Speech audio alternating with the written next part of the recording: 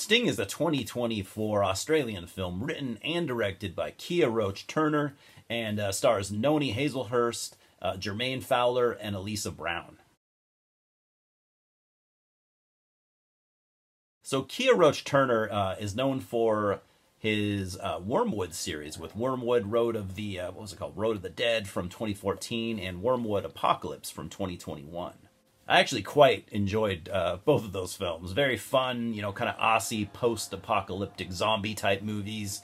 And I do recommend them. Just tons of fun. So I was definitely interested in seeing what he would do with a giant spider-type creature feature, right? First off, the name of the film. This is funny because I remember thinking, hey now, I'm no spider expert, but don't they bite? Spiders don't sting, you know? And the name is actually a Lord of the Rings reference. Sorry for the spoiler if you want to include that. But only the nerds will catch on anyways, so I think we're all good. Anyways, the plot here follows Charlotte. She's a typical 12-year-old girl, you know, living with her mom, stepdad, and baby brother in a New York City apartment building. I mean, the film was shot in Sydney, Australia, but, you know, it mostly takes place in this building, so it's easy to pretend that this was NYC. And she lives a pretty average American life, all kinds of family issues, but for the most part, you know, lives in it's a working class household. You know, what used to be the middle class. Her mom, I would say she's kind of the glue that holds the family together, while her stepdad Ethan is overworked and on the brink of a meltdown, literally the entire time. That's just like his thing. He juggles two jobs, you know, one being the building manager where he lives, and then he also draws comic books, which is pretty cool. He's the kind of character that I think you're meant to root for, but in my opinion, he's just not all that likable, so it's hard to do. I get it, man, he's under a lot of pressure, but he seems to give into it more times than not.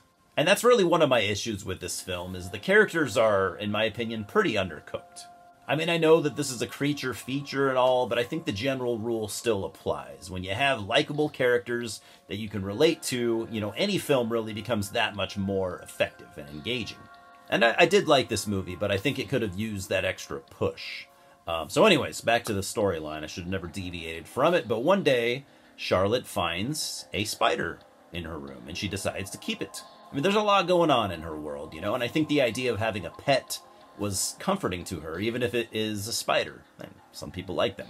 That said, this doesn't seem to be any kind of normal spider that's growing at a very rapid pace. I mean, it's like doubling in size every day, if not more than that. So I love a good creature feature, and I definitely love a good monster design even more.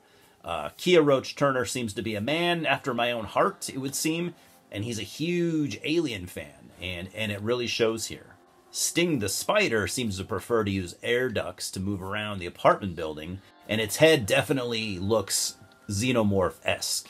So all of that was intentional if you read interviews with Turner. And I can imagine that the budget was quite limited, but they managed to get the New Zealand visual effects studio WETA, W-T-A, don't know what that stands for, by the way, sorry, to design the spider. Very, very prestigious effects studio.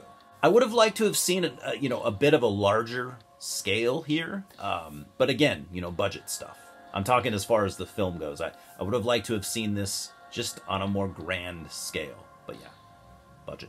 I mean, like, more characters and a higher body count would have been super cool, but we do get some decent gore, so I can't complain too much. And the characters, I will say, that we do get stand apart from each other, which if you've seen many of my reviews, you know that's always important for me.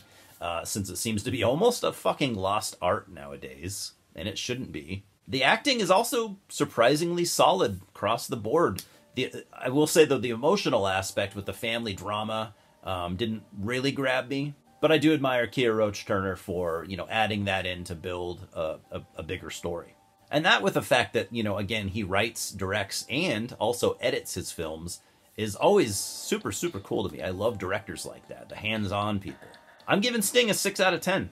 I wanted to like it more, but it was a fun watch, and I would recommend it to any and all creature feature fans. I can't wait to see the director's next film, which is going to be a killer shark movie. So sign me up for that.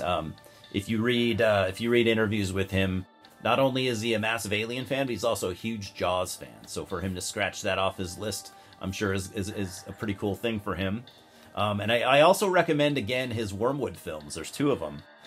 For, you know, some wacky Australian zombie post-apocalyptic fun.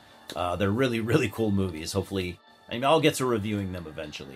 I don't know when, but I will do it. Anyways, cheers, guys.